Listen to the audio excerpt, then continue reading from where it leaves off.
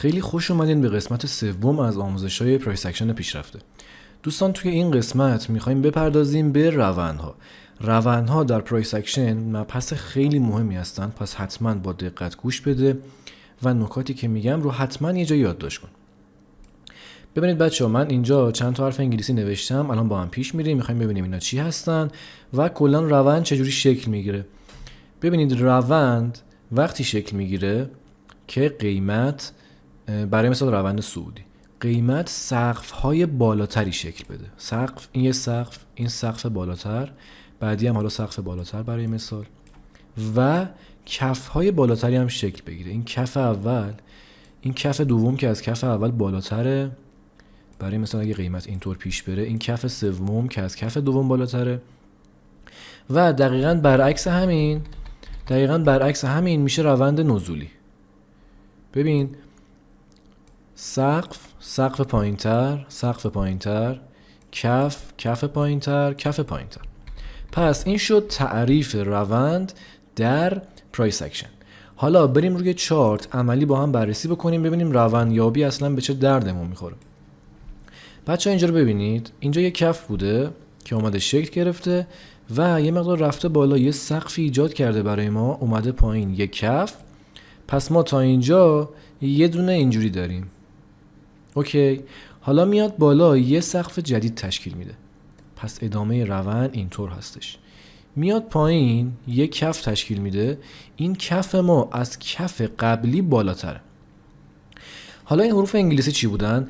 اصلا جای نگرانی نداره، اگرم این حروف رو یاد نگرفتین یا انگلیسیتون ضعیفه مثل من، اصلا نگرانی نداره، همین فارسی کف بالاتر، سقف بالاتر. ولی اگه بخوایم انگلیسی هم یادش بگیریم چجوری میشه؟ بچه‌ها ببینید، این یه کفه که در واقع این یکی یه کفه که خب هیچ کنم از این حروف انگلیسی در موردش به کار نمیره، چون کف اولمون. اینم همینطور، اینم سقف اوله که این حروف رو استفاده نمی‌کنیم. کف اول، سقف اول. کف بعدی از کف قبلی بالاتره. بهش چی میگیم؟ میگیم هایر لو. لو یعنی کف، هایر لو یعنی کف بالاتر. HL هایر لو مخفف هستش. پس اینو روی این نقطه به کار میبریم. میگیم اینجا یه هایر لو زد. وقتی میاد سقف بالاتر تشکیل میده، از سقف قبلی بالاتره دیگه. این خودش یه سقف بود، یه های بود، یه اچ بود. این قسمت اومده شده هایر های، یعنی سقف بالاتر از سقف قبلی. پس با HH نشونش میدیم. سقف بالاتر اومده اینجا یه کف ساخته و برگشته، این کف از کف قبلی بالاتره، از کف اولی هم که خب قطعا بالاتره دیگه. از کف قبلی وقتی بالاتره دوباره میشه هایر لو، یعنی بالاتر از لو قبلی، بالاتر از کف قبلی. حالا یه مقدار باز بریم جلوتر. ببینید بچه‌ها، اینجوری رفته سقف جدید ساخته اینجا. گفتیم چی میگیم بهش؟ هایر. هایر های HH. پس این روند ما در کل یک روند صعودیه و همش داره سقف‌های بالاتر میزنه و کف‌های بالاتر. این آخریه رو اگه بخوایم با حساسیت بهتری در نظر بگیریم، میتونیم چی بگیم؟ میتونیم اومده اینجا یه سقف زده، یه کف، یه سقف، یعنی اینم در نظر بگیریم که بازم همون میشه دیگه. میشه سقف بالاتر HH هایر های، از این یکی بالاتره، و کف بالاتر، این کف هم از این یکی کف بالاتره. چی میگیم به اینجا؟ میگیم هایر لو. پس این شد روندیابی. حالا برعکس همینم هست دیگه. اینجا رو ببینید، اینجا هم دقیقاً یک روند نزولی بوده. یک سقف اینجا ما داشتیم، اومده پایینتر، یک کف ساخته، یه سقف ساخته، نرسیده به سقف قبلی، ریخته، کف بعدی پایینتر از کف قبلی، سقف ساخته، این سقف پایینتر از سقف قبلی، کف ساخته، این کف پایینتر از کف قبلی. پس اینجا هم روند نزولی بوده. ما از روی سقف‌ها و کف‌ها روندی که در حال شکل گیری هست رو تشخیص میدیم. دوستای عزیزم، حالا چرا این روند شکل میگیره و چطور شکل میگیره؟ ببینید، از این ابتدا فرض کنید این کف رو ما داریم و روند میاد چیکار میکنه؟ میاد میرسه به این قسمت و برمیگرده. خب این برگشت به نظر شما علتش داخل بازار چی هستش؟ علت اینه که یک سری از معامله‌گرها این کف رو به هر دلیلی شناسایی کرده بودن و اینجا لانگ گرفته بودن. وقتی میرسن به این نقطه، حالا چون توی یک مقاومت هست یا به هر علت تحلیلی دیگه، اینجا سیل تو کاور میکنن. جلسه اول توضیح دادم سیل تو کاور یعنی میفروشن تا سودشون رو سیو کنن. دسته دوم معامله‌گرایی هستن که آقا اومدن چیکار کردن؟ اومدن این پین بار رو دیدن، این تایید رو دیدن، ناحیه هم مقاومتی بوده، سایکل بازار هم تشخیص دادن، رنج هستش این قسمت و اینجا شورت گرفتن، معامله فروش باز کردن. پس به علت 1 و 2 که الان عرض کردم، این قسمت از بازار عرضه زیاد شده. وقتی این ناحیه عرضه زیاد شده داخلش، این ناحیه وقتی عرضه داخلش زیاد شده، میاد و برمیگرده و یه سقف میسازه و برمیگرده، میاد اینجا تا این ناحیه میاد پایین و یه کف رو برای ما تشکیل میده. اما چرا روند ما صعودیه؟ مگه اینجا نریخت؟ روند صعودیه به این علت که این کف زورش نرسیده بیاد کف قبلی رو بشکونه. یعنی این روند اینطور نبوده که بیاد این کف قبلی رو بشکونه بزنه بره پایینش و هر چقدر فروش انجام شده این فروشنده اصلا زورشون نرسیده بیان حتی کف قبلی رو ببینن و از همینجا برگشت داشته. خب حالا در ادامه چه اتفاقی میفته؟ در ادامه این کف بالاتر که از قبلی تشکیل شده یه پین بار میزنه، یه تایید، حالا اینکه چطور معامله کنیم رو در ادامه خواهیم دید، و میره این سقف قبلی رو میشکونه، سقف بالاتر ایجاد میکنه. این سقف بالاتری که اینجا ساخته از سقف قبلی بالاتره. حالا از اینجا چرا قیمت برمیگرده؟ علتش چیه؟ علت اینه که یادتونه یه سری اینجا اومده بودن شورت گرفته بودن دیگه، اینجا تحلیل کرده بودن، شورت گرفته بودن، عرضه زیاد شده بود، قیمت برگشته بود. خیلی از اونا میان تیپیشون رو چیکار میکنن؟ میان تیپیشون رو میذارن روی همین کف قبلی، نمیرسه، برمیگرده میره بالا، الان داخل ضرر هستن. خب داخل ضرر هستن، میان بر اساس تحلیل هاشون اینجا دوباره شورت میگیرن. اینجا یه بار گرفته بودن، اینجا میان دوباره شورت میگیرن. این دوباره شورت گرفتنشون باعث میشه عرضه دوباره اینجا زیاد بشه، میانگینشون هم میاد اینجا دیگه، چون یه سری اینجا گرفته بودن، یه سری این ناحیه، میانگینشون تقریبا میفته این وسط. این دسته اول. دسته دوم هم کسایی هستن که دوباره اینجا شورت جداگانه میگیرن و عرضه رو زیاد میکنن. عرضه از این قسمت زیاد میشه، میاد اینجا بازی میکنه، میرسه به همین سقف قبلی. وقتی به سقف قبلی میرسه، خوب گوش کن، وقتی به سقف قبلی میرسه، افرادی که اینجا شورت گرفته بودن، اینجا رفته بودن تو ضرر، دیگه اینجا داخل سودن و حواسشون هست روند صعودیه. ببین کف بالاتر، حواسشون هست روند صعودیه. اینجا با بازار تصفیه میکنن روی همون سقف قبلی، یا با یه مقدار سود میرن بیرون، این اختلاف این وسط و این قسمت که میشه سودشون، یا سر به سر اینجا اصلا شورت نگرفتن، به هر دلیلی میانگین کم نکردن، اینجا بستن، سر به سر شده، معامله رو بستن. پس اینجا دوباره تقاضا زیاد میشه. دسته دوم کیان؟ اینجا اونایی که توی این ناحیه به هر علتی بر اساس تحلیل هاشون میان لانگ باز میکنن، پوزیشن خرید باز میکنن. پس دوباره اینجا تقاضا زیاد میشه، کف بالاتر ایجاد میشه از کف قبلی و قیمت به روند خودش ادامه میده، میاد سقف قبلی رو هم باز میشونه. پس نتیجه حرفای من چی شد؟ بچه‌ها نتیجه کلی این شد که ببینید وقتی این سقف رو اینجا داریم، این ناحیه آبی شکسته میشه میره بالا، وقتی میخواد برگرده احتمالاً تا سقف قبلی برمیگرده، احتمالاً. ببین روی این ناحیه یه مقدار بازی کرده، برگشته. علت عرضه و تقاضاییشو با هم بررسی کردیم. پس نکتهمون این شد، وقتی یک سقف شکسته میشه احتمالاً انتظار داریم تا سقف قبلی برگرده و این شد نکته عرضه تقاضایی ما. حالا بچه‌ها ما این روند رو داریم و میاد این کف رو میسازه، میره این سقف رو میزنه، میاد کف بالاتر میسازه، سقف بالاتر هم که ساخته بود، میره سقف بالاتر میسازه، میایم جلوتر، میاد یک کف میسازه، نمیره سقف بالاتر بسازه. دقت که این چی شد؟ من پاک کنم اینو. ببینید ما اومدیم تا اینجا، این سقف رو ساختیم، این کف رو ساختیم، سقف بالاتر نساختیم.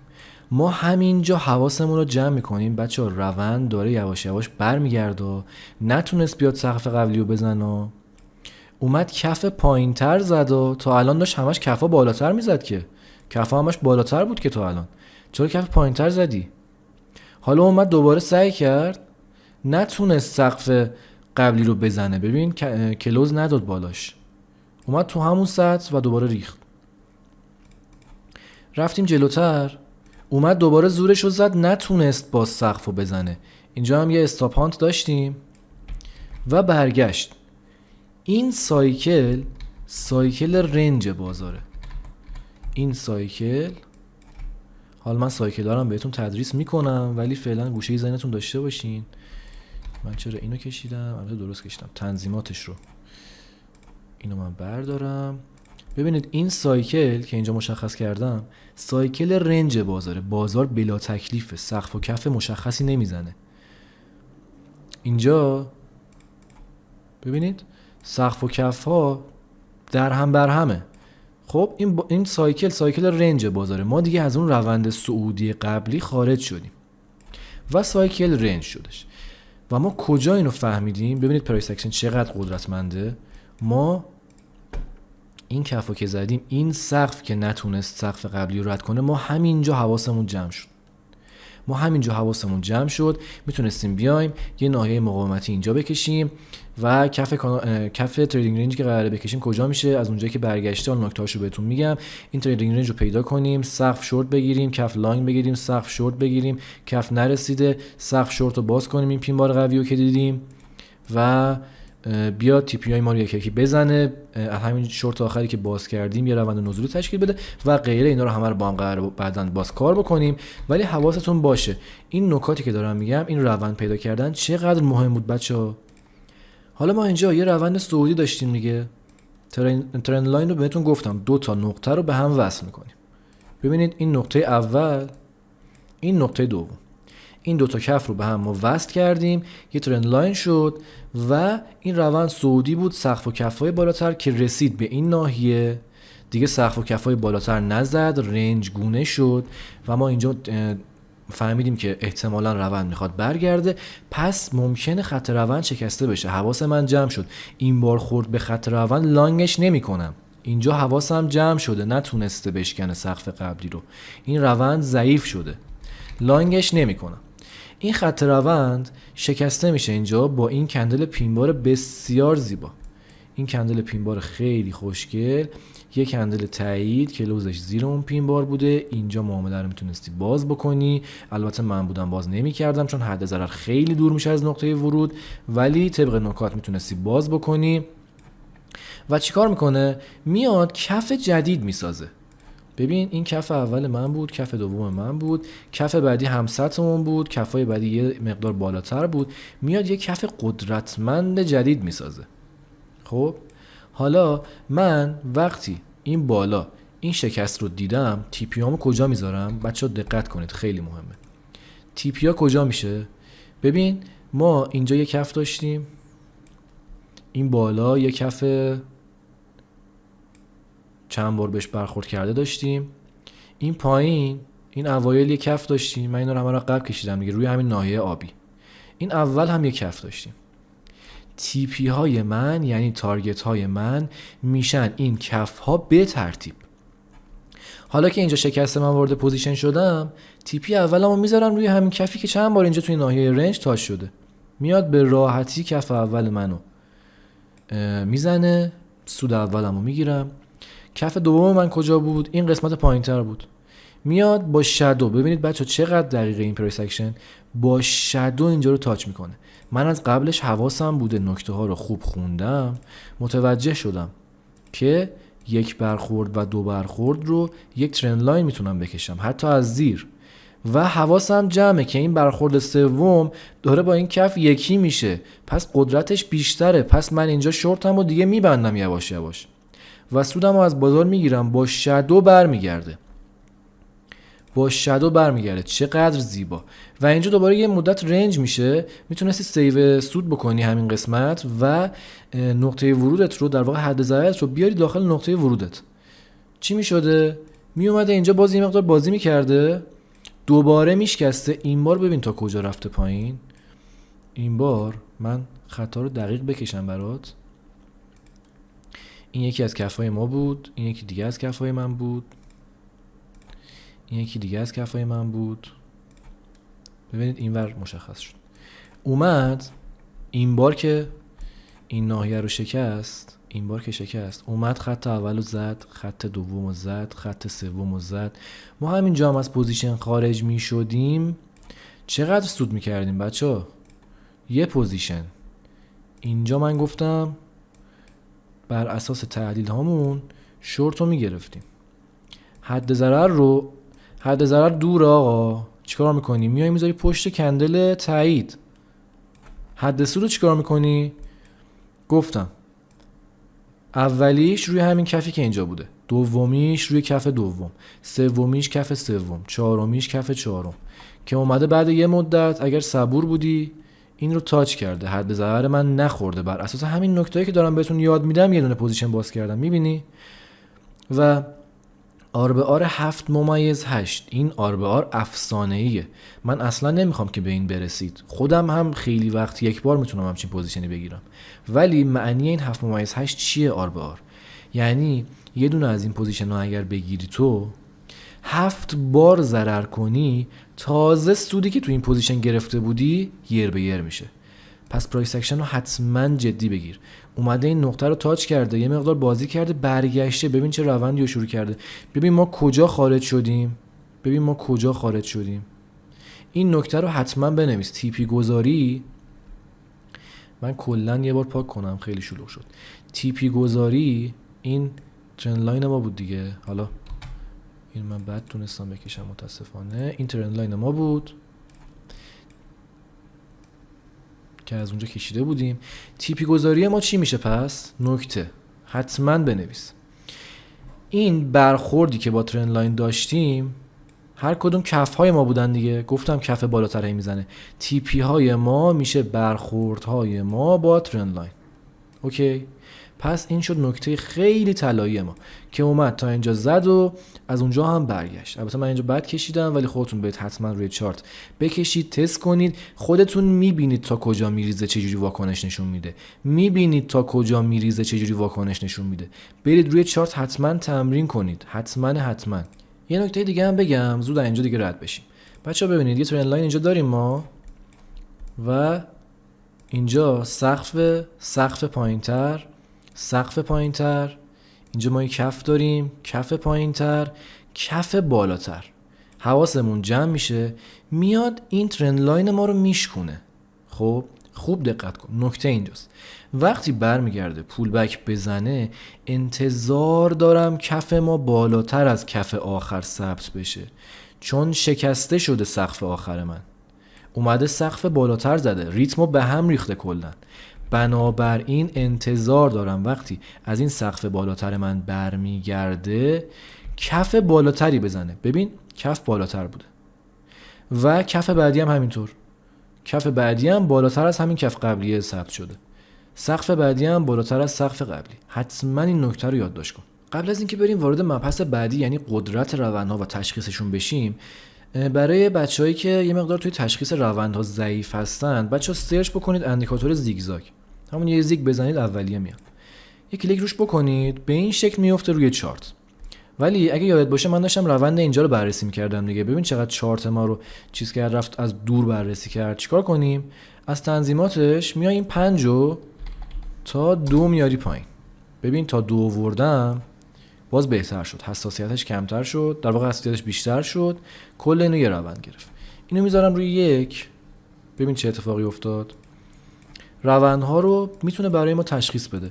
با این تنظیماتش بازی کن، ببین روند رو چجوری کجا بهتر تشخیص داده. یعنی روی چه تنظیماتی بذاری روند رو میتونه بهتر برات سقف و کفش رو تعیین بکنه. طبق این تمرین بکن تا یواش یواش دستت بیاد بدون این اندیکاتور هم بتونی روند رو خودت تشخیص بده دیگه. ببین الان من از زیگزاگ استفاده کردم، یه سری جا نتونسته خیلی خوب تشخیص بده، ولی اکثر جاها بد نبوده. یعنی واسه تازه کارها چیز خوبیه. اینجا رو ببین روند نزولی و سقف پایینتر، اینجا کف پایینتر، اینجا اومده شکونده. ببین وقتی شکوندی چه واکنشی داشته. بعدش وقتی از اون قسمت برگشته ببین چطوری ریخته. با زیگزاگ هم پس میتونی این روندها رو تشخیص بدی.